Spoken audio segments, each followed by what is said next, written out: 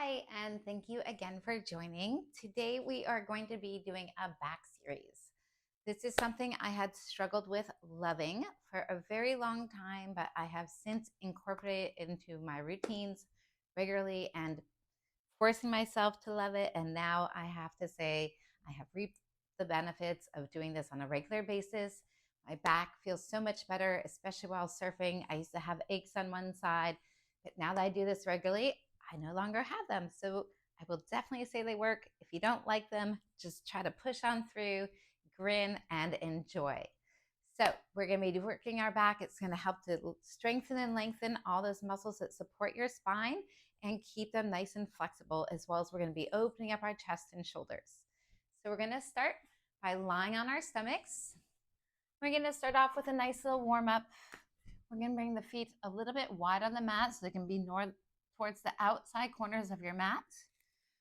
Hands are going to be outside your shoulders and in front of them. We're going to keep that neck nice and long. So our view is always going to be down towards the very top of our mat. We're going to bring our hands down and we're going to still engage our stomach up to our spine. Think about lengthening the head away from our body so we're not crunching the neck. We're going to take a nice deep breath in and we're just going to come up into a small elbow bridge or arch. So our feet are staying down, neck is staying long, arms are staying to the sides. Try not to let the shoulders and elbows bow out and come on down. Again, let's take a nice deep breath in. We're just going to do 3 of these half cobras to warm up. Squeezing the shoulder blades down your spine so they're away from your ears and come back down. And one more to warm up. Keeping those feet down and lengthening out the neck, thinking about the crown of the head pulling away. You're getting a little bit of arm workout in here too. And now we're going to increase this. We're going to come all the way up as far as you can without feeling like you're really jamming that low back. We're not trying to lift our pelvis off the mat. We're trying to see how far we can get the back and arms up with the shoulder blades pulling back. Remember, stay away from your ears and come back down. We're going to do one more of these just to warm up. Find what your range of motion is. It's going to be different for everyone. And come back down.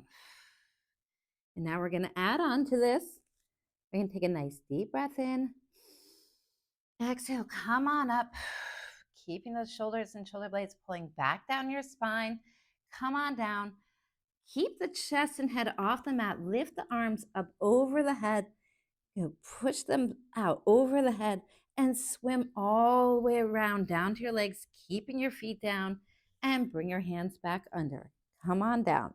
We're going to do 5 more. And come on up. You might find that your range of motion is getting greater as you continue to do these nice and slow. Alternate which hand is on top. Swim all the way around, down to your legs and back under and come down. Again, inhale. Exhale, press on up. Pull those shoulders and shoulder blades away from your ears. Keep those elbows close to your ribs. Come on down. Hover the head and chest. Alternate which hand is on top. Out and around. That's 3. And come on up for 4. Nice and slow. Always do my exercises slow and intentional, so all my muscles get to connect in with my brain, or vice versa, whichever way your body works. And come on up. This is 5. And remember, chest is open, neck is long, arms are close, feet are down. And this is the last one. Now we're going to change it up a little bit. Same placement. We're going to arch on up for 1. Same idea. Arms are close. Shoulder blades are down and back the spine. Now we're going to hover the head and chest off the mat, interlace our hands behind our back, and lift up. You might feel like you have a really small range of motion in that one, but it doesn't matter where you start. All that matters is that you start and where you might end. Because you're never going to improve if you don't start somewhere. That was 2. Hands back down. Lift on up. Definitely feel like my range of motion increased just by doing this. Hands over the head. Keep those feet down if you can. That's 3. Hands under. Breathe and come on up. Come on down. Hands over the head for 4. And 1 more. Hands down. Shoulders and shoulder blades back. Feet stay on the mat. Come on down. It's our last one for 5. Last one of those. Now we're going to go into traditional swimmers. These are where we lengthen our arms out. Try to keep them fairly close to your shoulders. We're still thinking about keeping that core pulling up to the spine so it's not just falling asleep lazy into the mat even though we're lying down. So stretch those fingers and toes long, and we're going to lift opposite arm and opposite leg up, keeping the neck long but hovering off the mat. So lift opposite arm, opposite leg up for 1. Switch 1 and 2 and switch 2. Feel like you're pulling the toes and fingers in opposite directions to really lengthen and strengthen out those muscles around your spine. They keep your spine healthy and stable. And 4. Always breathing, switch 4. Really try not to have everything bent. See if you can lengthen everything out. You're also adding a little bit of glute and hamstring work in here. And 5. Switch 5. Trying to get 10 of these. See if you can lift that shoulder up. 6. Switch 6. Don't forget your breathing. 7. Switch 7. Almost there. 3 more. Then we just have 1 more great back exercise after this. 8. Switch 8. Check your stomach. Is it still awake? Has it fallen asleep on the mat? Wake it up. Think about engaging a little bit. 9. Switch 9. Reaching far and long. And last one. Stretch those fingers and toes. And stretch those fingers and toes. 1 more, and then we're going to do a few stretches for our low back. This one has a little bit more to it. We're going to bring those feet together. Knees are touching, feet are touching. We're going to interlace our hands behind our back. We're going to rotate the head to one side, and we're going to pulse those legs to our glutes. 1, 2, and then as we straighten out our legs, we hover our feet, stretch those arms, and raise the head, but look down at the mat. And then we're going to alternate our head to the other side, flex those feet. 1, 2, and up and lengthen.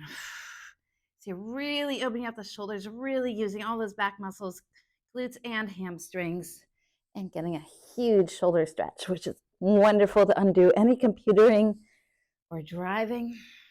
This is 3, and down. Pulse, pulse.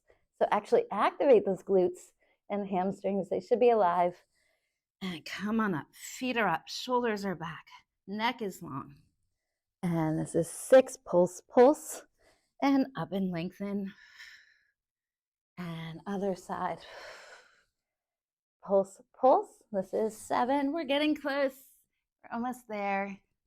And I know it took a long time for me to like these, but feeling good later made me enjoy them. And this is 8. Up, open that chest, use those glutes, alternating the head each time. Pulse, pulse for 9. Up and lengthen. Come down, and last one, pulse, pulse, and up and lengthen. Very nice. Rest the hands and feet down. Nice deep breath in. Dig the toes under. Let's come up onto our hands and knees and do a little back stretching here so we can do some cat camels or cows. I always feel like stretches got some weird names. But we're going to inhale, arch the head up, tailbone in the air.